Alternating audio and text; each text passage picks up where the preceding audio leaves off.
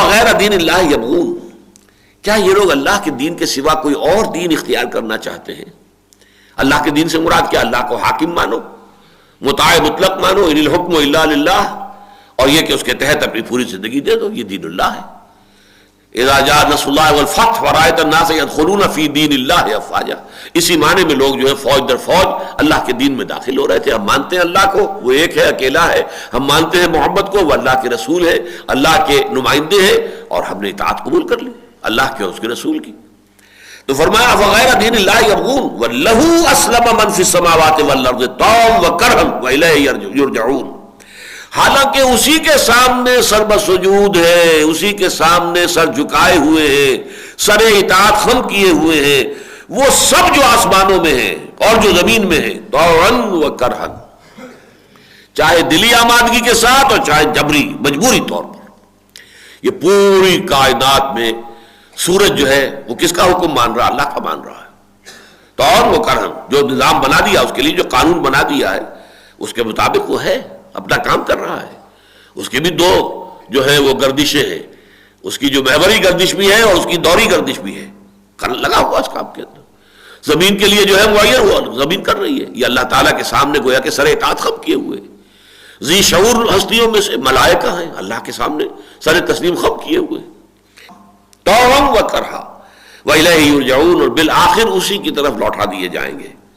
قل آمنا باللہ، اب یہ آیت جو آ رہی ہے طویل، یہ تقریباً وہی ہے جو 16ویں رکوع میں سورہ بقرہ میں آئی ہے بہت تفصیل کے ساتھ، اور وہ یہ کہ ہم یہ بھی اس دعوت کی حکمت کا ہے کہ وہ تعصب سے ہٹ کر، بھئی ہم تو موسیٰ کو بھی مانتے ہیں، عیسیٰ کو بھی مانتے ہیں، ابراہیم کو بھی مانتے ہیں، ہم تو سب کو مانتے ہیں، اور ہم تو تورات کو بھی مانتے ہیں، انجیل کو بھی مانتے ہیں، صرف یہ ہے کہ تم نے اس میں کچھ گڑبڑیں کر دی ہیں، ورنہ تورات اللہ کی کتاب تھی اور انجیل بھی اللہ کی کتاب تھی۔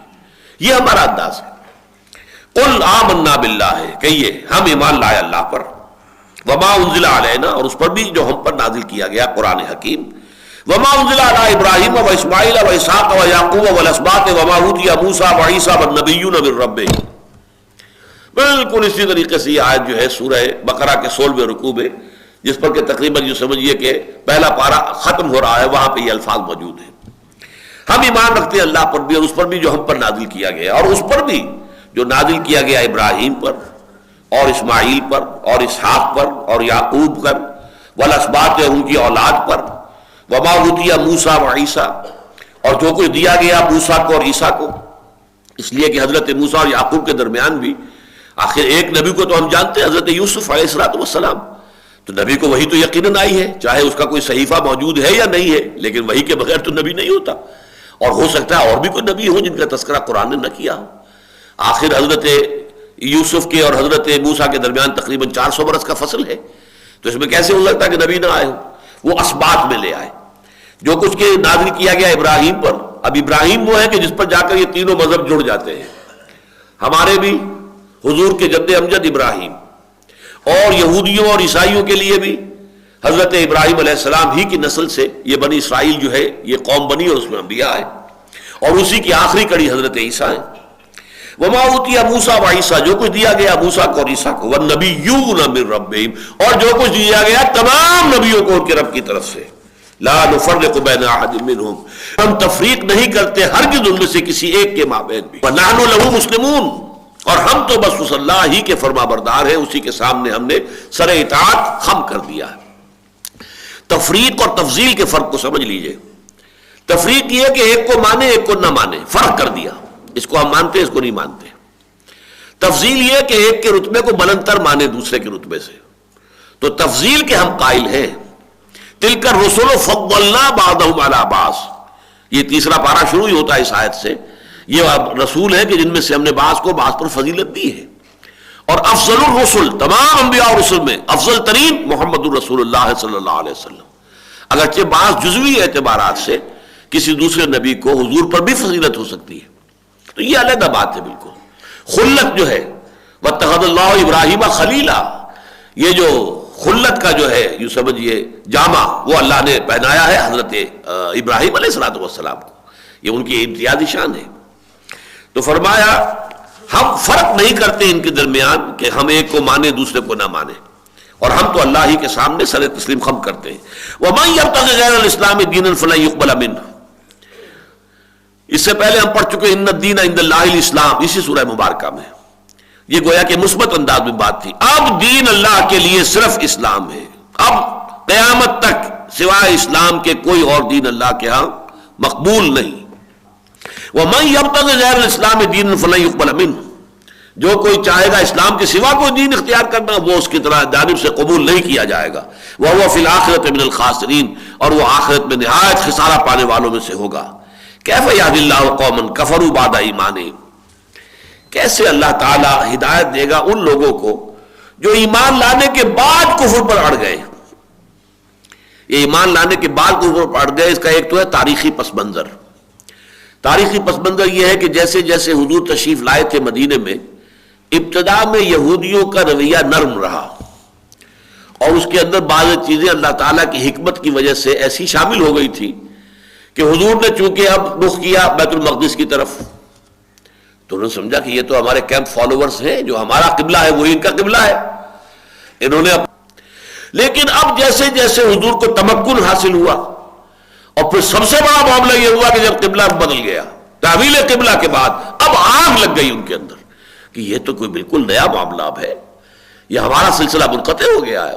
اب اس کے بعد انہوں نے وہ کفر جو ہے اس کے اوپر جزم اختیار کر لیا، وہ گویا کہ وہاں جامد ہو کر رہ گئے اس پر.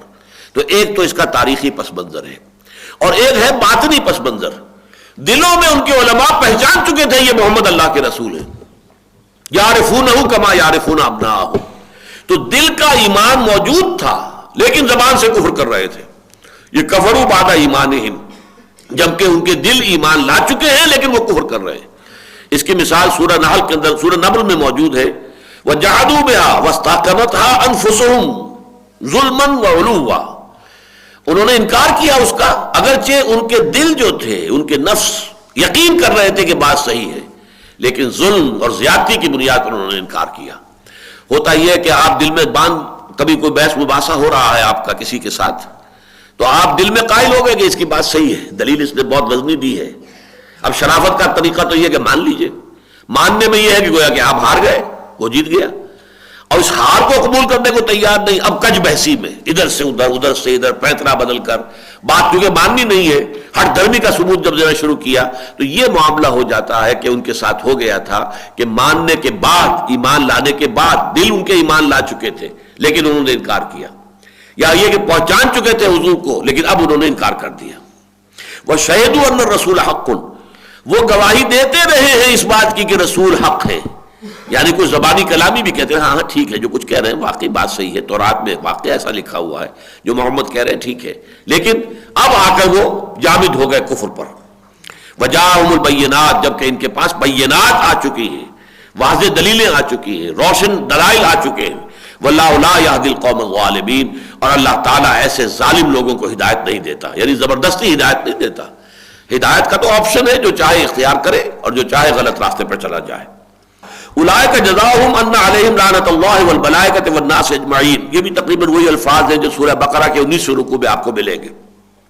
یہ وہ لوگ ہیں کہ ان کا بدلہ ایک ہی ہے، وہ یہ ہے کہ ان پر اللہ کی اور فرشتوں کی اور تمام انسانوں کی لعنت ہے. خالدین فیہا. اور اس لعنت کے اندر وہ رہیں گے ہمیشہ ہمیش. لا یخفف عنہم العذاب ولا هم ينظرون. اب ان کی میں سے کسی کے بارے میں نہ تو عذاب میں کمی کی جائے گی نہ کوئی مہلت دی جائے گی. الا الذین تابوا من بعد ذلک. سوائے ان کے جو اس کے بعد توبہ کی روش اختیار کر لیں، واصلحوا، اور اپنے عمل کی اصلاح کر لیں. فإن اللہ غفور الرحیم. تو یقینا اللہ تعالیٰ غفور الرحیم ہے.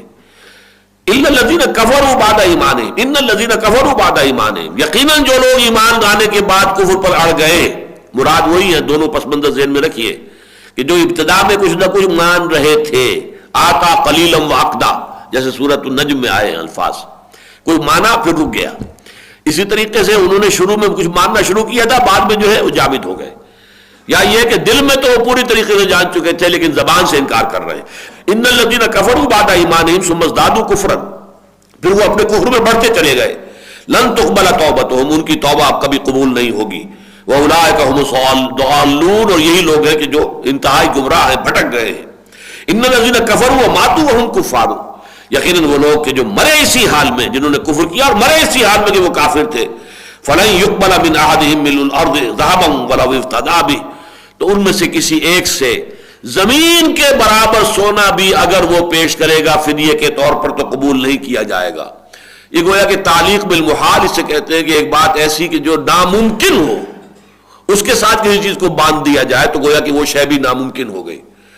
زمین کے جو حجم جتنا سونا کہاں ہوگا، کس کے پاس ہوگا، اور قیامت میں کون ہوگا جو پیش کر سکے، یہ تعلیق بالمحال، جس کا مطلب کیا ہے جس طرح یہ ناممکن ہے ایسے ہی ان کی توبہ کا اور قیامت میں ان کی سزا کا ختم ہونا جو ہے وہ محال ہے۔ اولئک لہم عذاب علیم، یہ وہ لوگ ہیں کہ جن کے لیے ہے بہت دردناک عذاب، وما لہم من ناصرین، اور پھر ان کا کوئی مددگار نہیں ہوگا۔ بارک اللہ لی ولکم فی القرآن العظیم ونفعنی وإیاکم بالآیات والذکر الحکیم۔